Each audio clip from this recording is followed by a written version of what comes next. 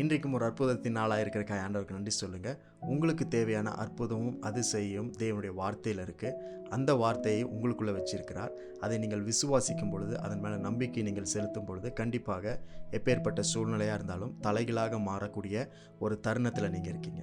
இந்த நாளும் இந்த நேரமும் இந்த நிமிடமும் உங்களுக்கு அப்படியாக இருக்கிறதுக்காக ஆண்டவருக்கு நன்றி சொல்லுங்கள். எசேக்கியேல் 37:3 அப்படி சொல்லப்பட்டிருக்கு. அவர் என்னை நோக்கி, மனுபுத்திரனே, இந்த எலும்புகள் உயிரடையுமா என்று கேட்டார். அதற்கு நான், கர்த்தராகிய ஆண்டவரே, தேவரீர் அதை அறிவீர் என்றேன். ஒருவேளை இந்த அதிகாரத்தை நீங்கள் படிச்சிருக்கலாம். எசேக்கியேல் 37 எசேக்கியேல் தீர்க்கதரிசிக்கு ஆண்டவர் ஒரு விஷனை கொடுக்கிறார், ஒரு தரிசனத்தை கொடுக்கிறார், ஆவியில் எடுத்துக்கொள்ளப்படுகிறார். அப்போ அங்கே ஒரு பள்ளத்தாக்கு ஆண்டவர் கூட்டிகிட்டு போகிறார்.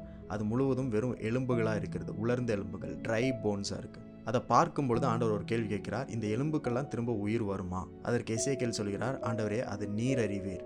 சர்வ வல்லமை உள்ள தேவனே, உமக்கு தான் அது தெரியும். அப்படின்னா என்ன அர்த்தம்னா, ஐ டோன்ட் நோ, எனக்கு தெரியாது, ஆனால் உங்களுக்கு தெரியும். இந்த எலும்புகள் உயிர் அடையுமா அப்படின்னு கேட்டதுக்கு உயிர் அடையாதுன்னு அவன் சொல்லியிருக்கலாம், இல்லை உயிர் அடையும்னு சொல்லியிருக்கலாம்.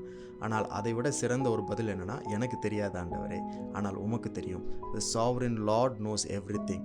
சர்வ வல்லமையுள்ள தேவனுக்கு எல்லாம் தெரியும். உங்கள் வாழ்க்கையிலையும் அவருக்கு எல்லாம் தெரிந்தவராய் இருக்கிறார். என்ன நடக்க போகுது, நீங்கள் எங்கே இருக்க போகிறீங்க, என்ன செய்ய போகிறீங்க, எல்லாம் அவர் அறிந்தவராய் இருக்கிறார். ஒருவேளை உங்களுக்கும் எனக்கும் என்ன செய்வது என்று தெரியாமல் இருக்கலாம். ஒன்றும் பிரச்சனை இல்லை, கவலைப்பட வேண்டாம். தேவன் அறிந்தவராக இருக்கிறார். ஆனால் அவர் நம்ம இடத்துல ஒரு காரியத்தை எதிர்பார்க்கிறார். என்னன்னா, சூழ்நிலையை பார்த்து ஒருவேளை நம்மளுக்கு நம்பிக்கை இல்லாமல் என்ன செய்ய போகிறோம், என்ன நடக்கும்னு தெரியாமல் இருந்தாலுமே அந்த சூழ்நிலையை பார்த்து தீர்க்க தரிசனம் உரைக்க சொல்லுகிறார். அப்படின்னா அந்த சூழ்நிலை நடுவில் இருந்து நாம் பேச வேண்டும். இப்போ எசேக்கியேலுடைய மனதில் என்ன இருக்குன்னா, ஒன்றும் தெரியல. ஆனால் ஆண்டவருடைய மனதில் என்ன இருக்குன்னா, எல்லாம் அவருக்கு தெரியும். இப்போ தீர்க்க தரிசனத்தை ஆண்டவர் சொல்லுகிறார். தீர்க்க தரிசனம் என்பது தேவனுடைய மனதில் இருக்கிறத நம்முடைய வாயில பேசுகிறது தான் தீர்க்க தரிசனம். தீர்க்க தரிசனம் என்பது தேவன் ஒருவேளை, கர்த்தர் ஒருவேளை இந்த இடத்துல இருந்திருந்தா என்ன சொல்லியிருப்பார் என்பதை நம்ம பேசும் பொழுது, நம்முடைய வார்த்தையில சொல்லும் பொழுது, அதுதான் தீர்க்க தரிசனமாக இருக்கிறது. ஒருவேளை நீங்க இப்ப இருக்கிற சூழ்நிலையில தேவன் இருந்தார்னா, கர்த்தர் இருந்தார்னா அவர் என்ன சொல்லுவார்?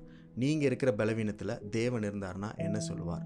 உங்களுக்கு முன்பதாக இருக்கிற பிரச்சனைகளின் நடுவில் தேவன் இருந்தார்னா உங்களுக்கு பதிலாக அவர் பேசுகிறதாக இருந்தால் என்ன பேசியிருப்பார்?